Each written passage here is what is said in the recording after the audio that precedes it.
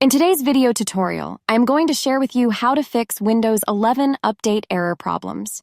Now, these update errors can arise from various issues, including corrupted update files from previous installations, insufficient disk space for new updates, and network connectivity problems that interrupt downloads.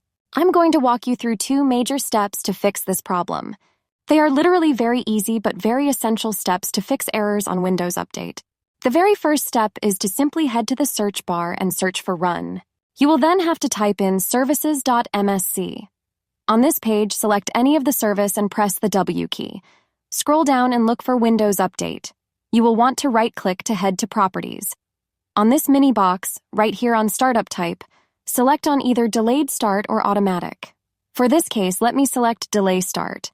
Now once you click on Apply, the Start button will get activated. Click on it and the Windows Update service will start running.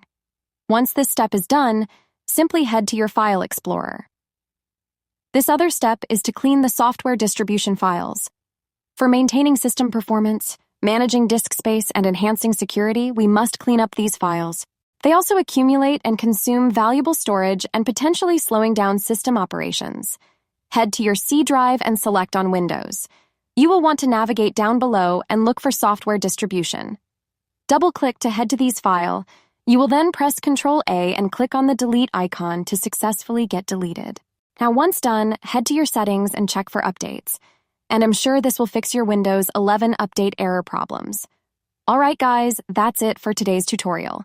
And if you have any questions, just let me know in the comments section down below. Please don't forget to leave a like, share, and subscribe for more informative tutorials like this one.